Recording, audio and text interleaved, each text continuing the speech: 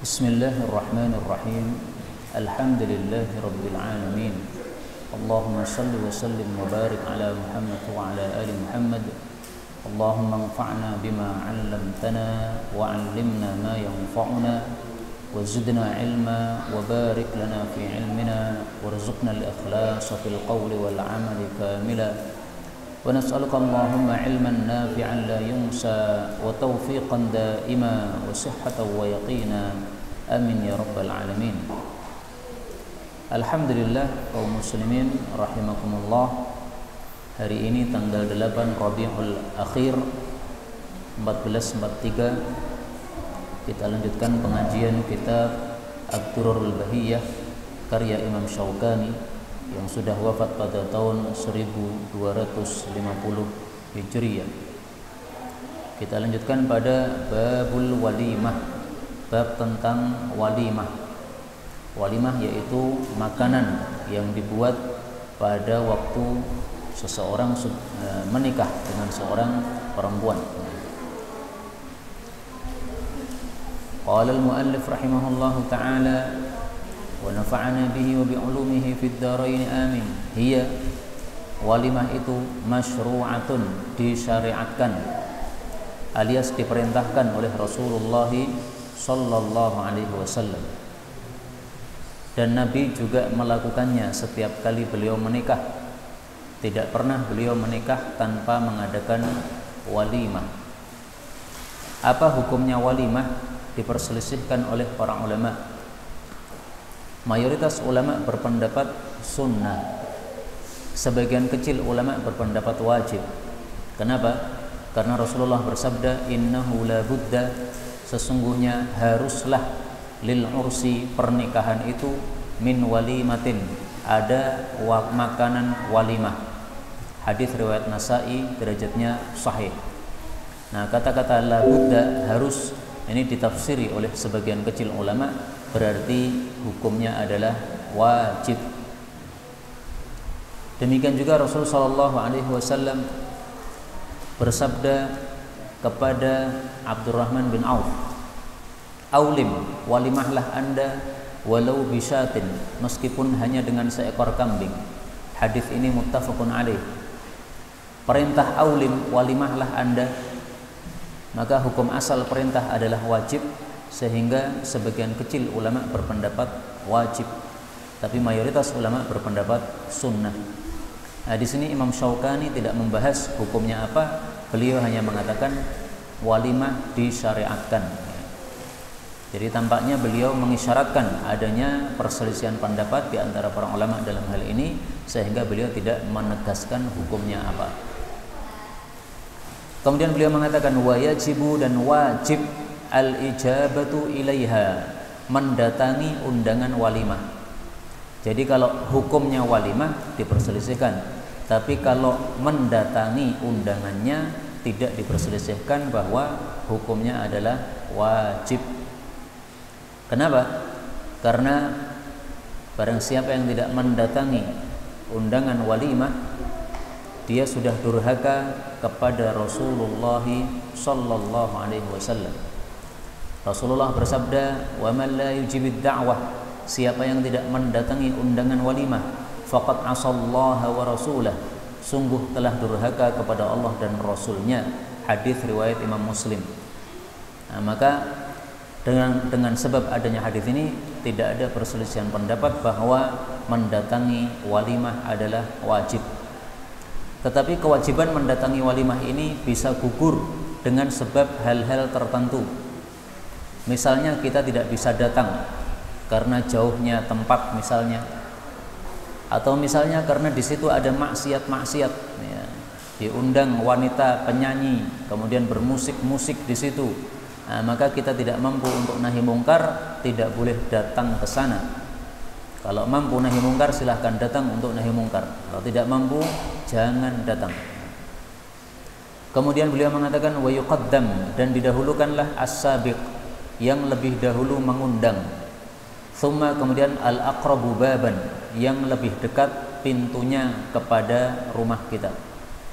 Jadi kalau ada dua undangan walimah, harinya sama, maka didahulukan yang lebih dahulu mengundang.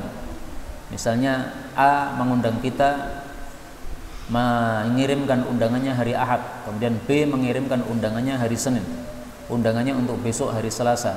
Nah, kita dahulukan A karena dia mengundangnya hari Ahad.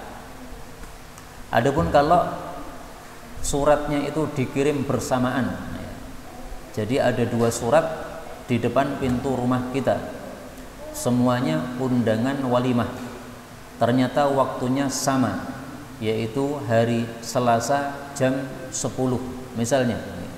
Nah, maka dahulukanlah al-aqrab baban, yang lebih dekat pintunya kepada rumah kita menghadiri undangan tersebut. Meskipun dalam hal ini hadisnya dhaif ya, tetapi dipakai oleh para ulama. Idza ijtama'ad da'iyan, kalau ada 2 orang yang sama-sama mengundang, fa'ajib aqrabahuma baban, maka datangilah yang lebih dekat pintunya. Fa inna aqrabahuma baban aqrabuhuma jiwaran, karena yang lebih dekat pintunya berarti lebih dekat dari sisi pertetanggaan. Wa in sabaqa ahaduhuma fa ajibil ladzi sabaq, tapi kalau salah satu lebih dahulu mengundang, maka dahulukanlah yang lebih dahulu tadi. Nah, ini derajat hadisnya sebenarnya dhaif, tetapi isinya sesuai dengan keadilan yang secara umum diajarkan oleh Rasulullah sallallahu alaihi wasallam, dan juga sesuai dengan derajat ketetanggaan, bahwa yang lebih dekat tetangga kita itu lebih berhak untuk kita berbuat baik kepada mereka.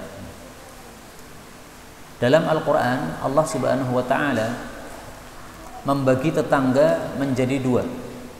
Ada tetangga dekat, ada tetangga jauh. Surah An-Nisa ayat 36. Wal jari dzil qurba wal jaril junubi. Ini ada 2 tafsiran. Tafsiran pertama, wal jari dzil qurba, tetangga yang masih kerabat kita. Wal jaril junub, tetangga yang bukan kerabat kita. Ada juga yang menafsirkan wal jari dzil qurba, tetangga yang dekat, wal jaril junub, tetangga yang jauh.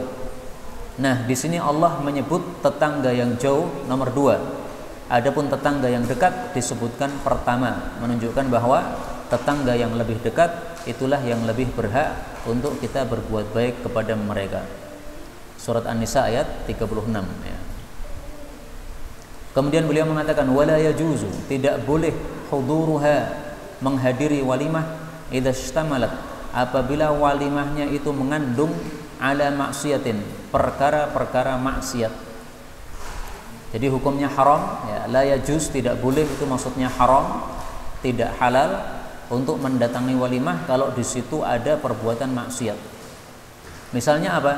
Misalnya dihidangkan padanya babi, dihidangkan padanya minuman keras, dihidangkan padanya bidu wanita, bermusik-musik di situ.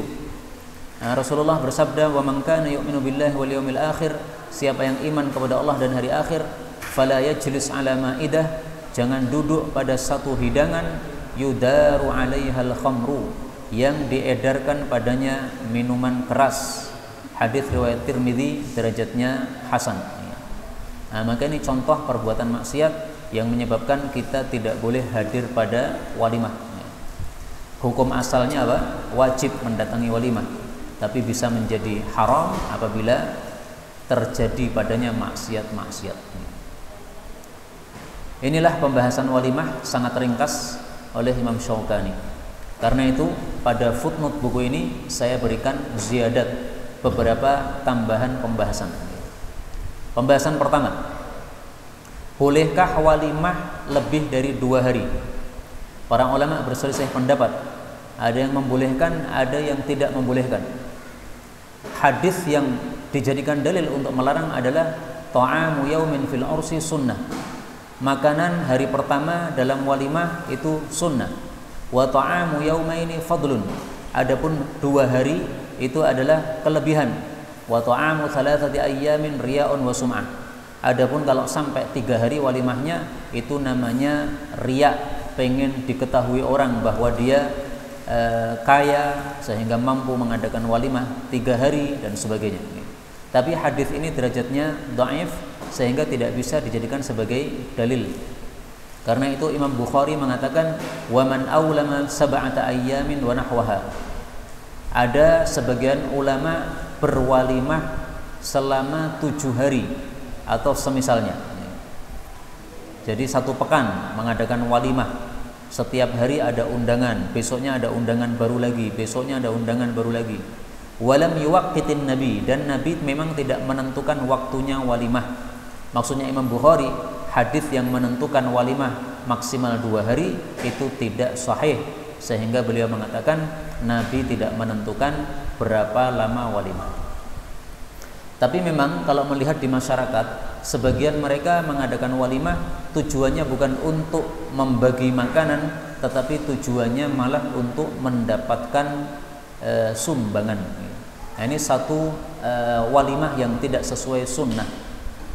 Walimah itu tujuannya jangan sampai untuk mendapatkan sumbangan. Ya diberi sumbangan ya alhamdulillah, tidak ada masalah. Maka undangan walimah yang di masa Nabi itu sama sekali bukan dalam rangka untuk mendapatkan sumbangan, tetapi karena dia menikah bersyukur kepada Allah, sehingga dia kemudian membagi-bagi makanan dan dia mengadakan walimah supaya orang tahu bahwa dia sudah menikah. Dalam surah Al-Muddathir ayat 6 Allah mengatakan wala tamnun, janganlah kamu memberi tastakthir, untuk mencari yang lebih banyak. Mengadakan walimah habis 10 juta dengan harapan yang balik itu adalah 20 juta. Nah, balik modal plus ada tambahan 10 juta. Itu namanya tamnun tastakthir, dilarang oleh Allah Subhanahu wa taala. Maka undangan walimah ya tidak usah. Kalau saya pribadi undangan walimah tidak usah menyiapkan kotak infak. Kenapa? Memang tujuannya untuk makan-makan, bukan untuk menalangi dana-dana yang masuk. Nah, bagaimana kalau ada orang mau membantu karena dia adalah teman kita, kemudian membagi bahagianya sehingga kita bahagia, dia ikut bahagia, sehingga dia membantu kita dengan memberikan uang, ya tidak ada masalah untuk diterima. Yang penting kita tidak ada mengharapkan dalam hati kita, ya. Tapi kalau ada mengharapkan, nah itu yang tidak sesuai sunnah Rasulullah sallallahu alaihi wasallam. Mari kita lihat sabda Nabi sallallahu alaihi wasallam. Rasulullah bersabda, "Ma ja'aka min hadzal mal", apabila datang kepada engkau harta dari Allah Subhanahu wa taala, wa anta ghairu mustasyrif, dan engkau tidak mengharap-harapkan harta tersebut, wala sa'il, tidak pula Anda meminta-minta, fakhudhu, maka silahkan terima. Wa mala, adapun yang tidak seperti itu, fala tutbi'hu nafsak, maka jangan mengikuti nafsumu. Hadis riwayat Bukhari sahih. Nah, kalau saya mengadakan walimah, saya siapkan kotak infak. Itu seolah-olah saya mengatakan kepada tamu-tamu saya, wahai tamu-tamu silahkan masukkan. Berarti kan seperti meminta. Ataupun tidak meminta, tetapi kan mengharapkan.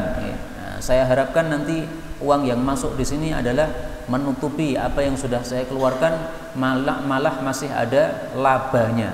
Nah, ini berarti walimah untuk cari laba. Padahal walimah itu bukan jual beli, sama sekali bukan untuk mencari laba sama sekali. Baik, masalah yang kedua, walimah itu tidak perlu mewah-mewah. Saya mendapatkan walimah yang paling sederhana dilakukan oleh Nabi itu adalah bimuddaini min sya'irin. Beliau hanya memasak 2 mud gandum. 1 mud itu adalah 2 telapak tangan digabungkan, ini 1 mud. Nah, beliau mengambil 2 mud gandum, kemudian diolah, kemudian dijadikan sebagai hidangan walimah. Ya, kira-kira kalau mau kita terapkan hadis ini riwayat Imam Bukhari, ini kita menyiapkan bakwan goreng.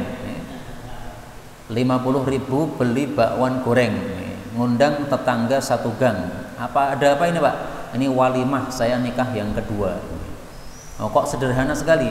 Oh, NEG. Nah, enggak apa-apa. Tapi kalau ada duit banyak ya silahkan infak yang banyak. Tetapi kalau adanya sedikit, maka infak sesuai dengan kemampuan. Maka tidak bagus kalau infak itu diniatkan cari dana, tidak bagus kalau infak itu sambil utang-utang. Ya. Kemudian masalah yang ketiga, walimah yang paling mewah dilakukan oleh Nabi, yaitu ketika menikahi Zainab. Apa walimahnya? Aulama bisyatin, beliau menyembelih 1 ekor kambing. Inilah walimah yang paling mewah yang dilakukan oleh Rasulullah sallallahu alaihi wasallam. 1 kambing paling 1 juta atau 2 juta. Nah, berarti paling mewahnya walimah Nabi sekitar menghabiskan 2 juta saja. Masya Allah. Itu paling mewah niku. Kemudian masalah yang keempat, walimah itu boleh menggunakan rebana, karena Rasulullah Shallallahu Alaihi Wasallam bersabda, wadribu alaihi bitufufi, pukullah rebana pada saat mengadakan walimah. Artinya diizinkan oleh Nabi mengadakan walimah dengan memukul rebana. Hadis ini dikatakan hasan oleh Al-Imam At-Tirmidzi. Jadi alat musik yang boleh itu hanya 1, yaitu apa? Rebana saja. Adapun gitar, adapun drum band, adapun segala macam itu ya, seruling dan sebagainya, semuanya dilarang oleh Rasulullah sallallahu alaihi wasallam. Hadisnya saya tampilkan sekaligus, riwayat Imam Bukhari. Rasulullah bersabda, la yakunanna fi ummati aqwam, akan muncul pada kalangan umatku beberapa kaum, yastahilluna al-hira wal harira wal khamra wal ma'azif, menghalalkan zina, menghalalkan sutra bagi laki-laki, menghalalkan miras, dan menghalalkan alat-alat musik. Berarti alat musik hukumnya apa? Haram. Meskipun kebanyakan umat Islam tidak paham. Kenapa tidak paham? Tidak ngaji. Maka pentingnya ngaji supaya kita paham. Ini hadisnya riwayat Bukhari, Pak. Kha itu Bukhari. Bukhari itu hadisnya semuanya apa? Sahih, tidak ada diragukan tentang kesahihannya. Nah, berapa umat Islam yang pernah belajar Sahih Bukhari? Bisa dihitung jari, sedikit. Nah, makanya wajar kalau tidak banyak yang mengetahui hukum seperti ini. Nah, tapi kalau rebana silahkan, diizinkan oleh Rasulullah sallallahu alaihi wasallam. Ini pembahasan ringkas tentang walimah.